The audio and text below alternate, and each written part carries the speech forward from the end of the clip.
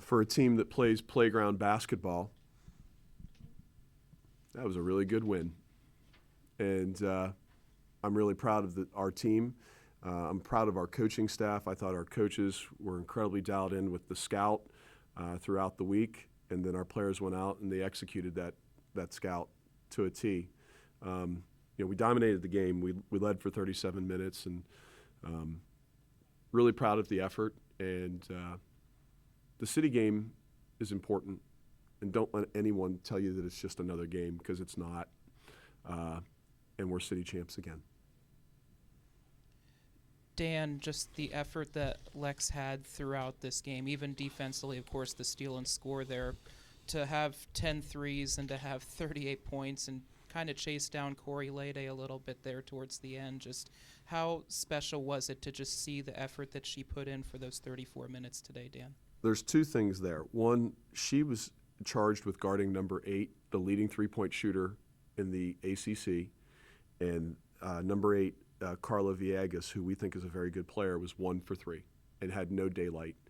And the defense that Lex played was just as impressive as the offense that she displayed today. The second point of that is that we knew this was coming. There's no one that works harder in the gym. There's no one with greater effort and focus on basketball and being the very best that she can be. And 38 points. What a day. Every time she shot it, you thought it was going in. Another good performance today was that of Reyna. Of course, the box score shows 11 and 6, but that doesn't count the amount of times she hit the floor, the amount of charges that she was able to draw. Just this is what you were envisioning for when you kept putting her in the starting lineup. Just how happy are you to see how much she believes? Clearly, Reyna Green's best game. Reyna Green doesn't care about stats. Reyna Green cares about winning, and her stats really belly winning. You can talk about the points, the rebounds, the assists. You have the charges, but also the way that she scores, going off of 2 feet in the lane and being so strong and physical.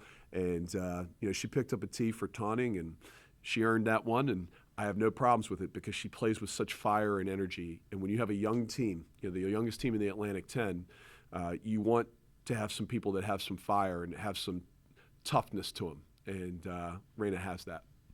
Obviously, the few games coming in weren't what was desired. What do you do in that week between just to build that confidence, continue to maintain and grow that belief, and find a way like you did today?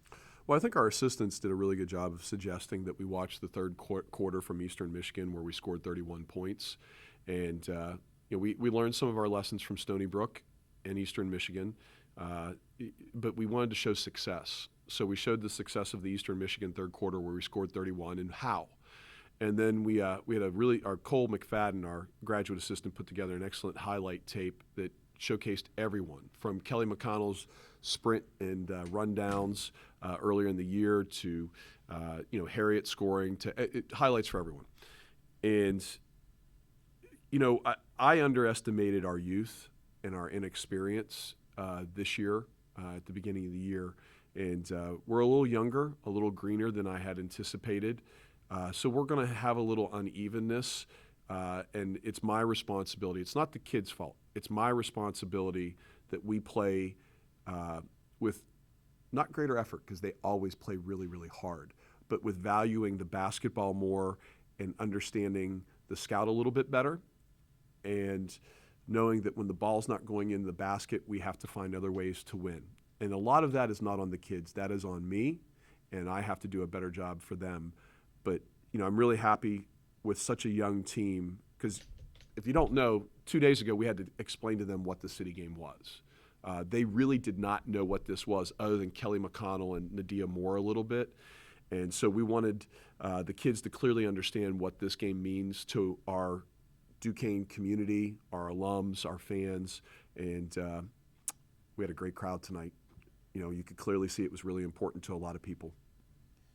Obviously, you played 10 today, Dan. We've discussed before about the 5-in, 5-out system. Was it due to injuries that it just wasn't possible? Was it due to just building confidence? What was it that kind of led to that switch? It really is not something that I want to do, but when your two top scorers, Gabby Grantham and Nadia Moore, are out, it really changes the way you have to play a little bit. And for us, we had to shorten that a little bit to find the right substitution pattern. And the right substitution pattern early in the year was 5 in and 5 out.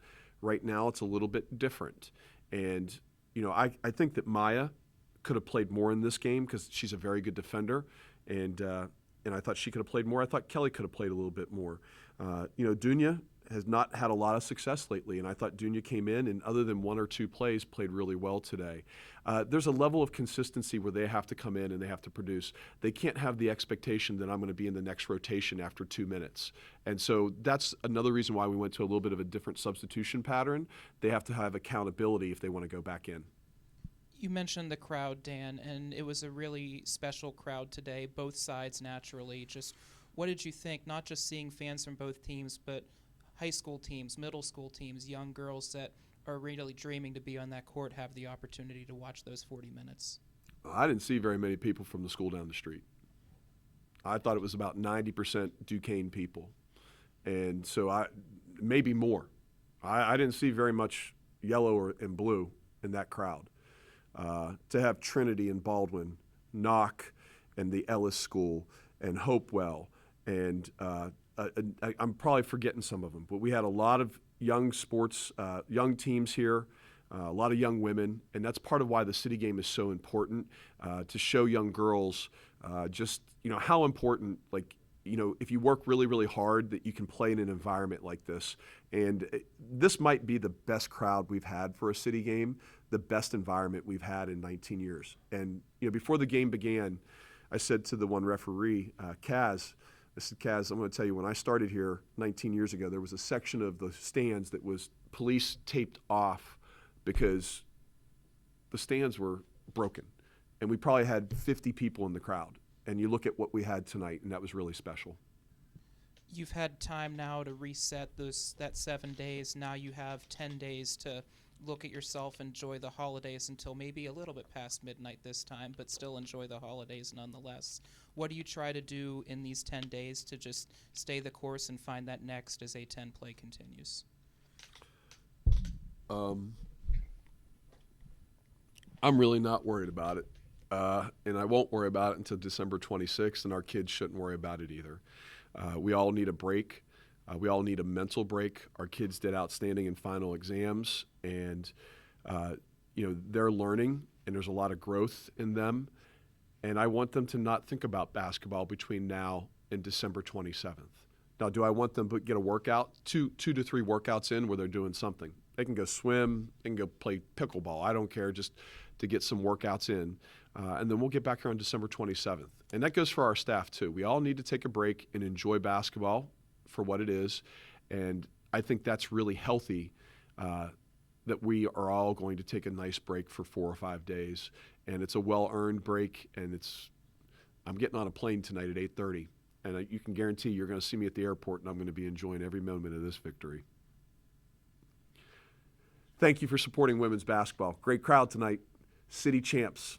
Again, and again.